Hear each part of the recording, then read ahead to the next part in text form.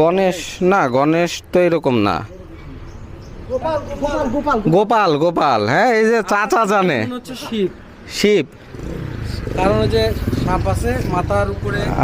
এটা আসলে সঠিক বলতে পারতেছি না। এই মন্দিরের বয়স কত? 240 বছর। 240 বছর, ওরে বাবা। আর এইখানে তো একটা ছিল, এটা চুরি হয়ে গেছে মনে হয়। বিশাল একটা পুকুর, মানে এই রাজবাড়িরই পুকুর। আর এই হচ্ছে রাজবাড়ি, মানে দেখার মতো একটা রাজবাড়ি, কিন্তু বর্তমানে হচ্ছে এই অবস্থা। 3-4 পুরুষ খতম হয়ে গেছে, 4-5 পুরুষ খতম হয়ে গেছে। এই রাজবাড়িটা আপনি কোন অবস্থায় দেখছেন আগে? না, আমি তো দেখছি সব রং টং করা ছিল। আমার বাবা নিয়ে আলো তো করতে, আজকে আত্মের উঠে চলে গেছে পড়া। আচ্ছা, রাজবাড়ির উপরে ওই যে কাঠের যে ফ্রেমগুলা দেখা যাচ্ছে, এই ফ্রেমগুলা কিসের? ওগুলা সেগুন কাঠ, পবন কাঠ, মন